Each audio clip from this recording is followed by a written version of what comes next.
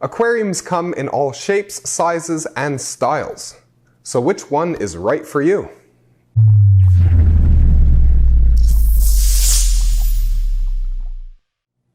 There's more to choosing an aquarium than just aesthetics. Of course, it's important you like the look of the tank and that it suits your home decor well, but you do also want to consider some of the functional aspects of the aquarium.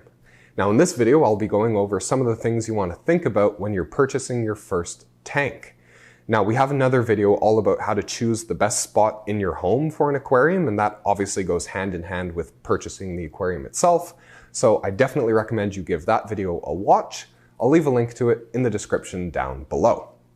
The first thing to consider when choosing an aquarium is what sort of fish you actually want to keep. If you're hoping to set up a saltwater tank, opt for kits that are made specifically for marine applications. For freshwater fish, the dimensions and characteristics of the aquarium can influence its suitability for certain kinds of fish. If you're hoping to keep fish that come from fast-flowing streams, for example, a tall, skinny tank like the Edge 12 wouldn't be a great choice because it's hard to recreate the horizontal currents that those fish generally prefer. In this case, a much better option would be the Flex 32. Be sure to do some research about the fish that you want to keep in order to make the most informed decisions possible when choosing an aquarium.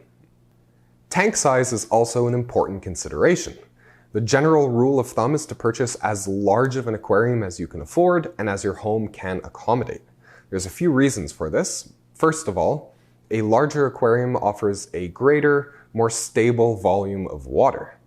A leftover, decomposing piece of food will pollute a 5-gallon aquarium much more rapidly than a 55-gallon aquarium. So with larger tanks, you're a little bit less likely to run into issues with water quality.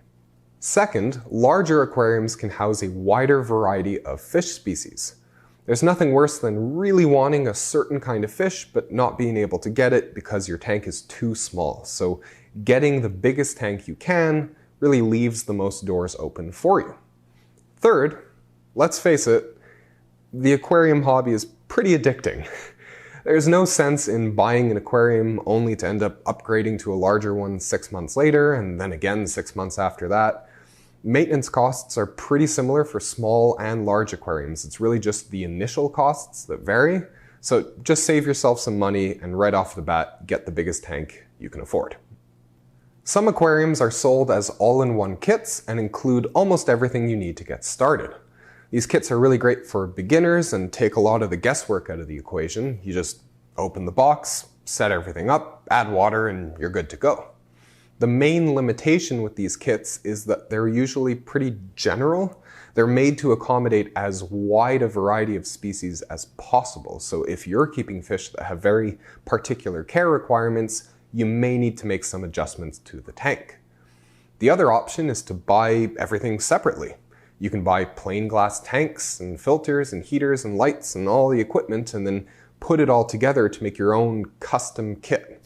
Now this can seem kind of daunting, but there's a lot of really good information out there that can guide you through the process and help you make informed decisions.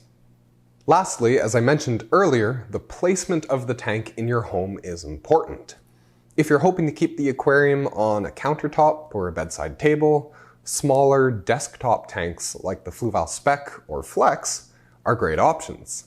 If you want the tank to be a standalone feature in the room, you'll usually want to go for larger tanks with their own stands like the Fluval Shaker collection. If you're buying a stand separately or even building one yourself, remember that water is extremely heavy. You want to make sure that the stand and the actual area of your home are strong enough to support all that weight. And that's it for today. I hope this video helped give you some tips for choosing the aquarium that's right for you. If you have any questions, concerns, or conundrums, please leave them in the comment section down below. We'll get back to you as soon as we can. If you enjoyed the video, hit the like button, and if you haven't already, please subscribe and hit the bell icon to be notified when we upload a new video. Thanks for watching. We'll see you next time.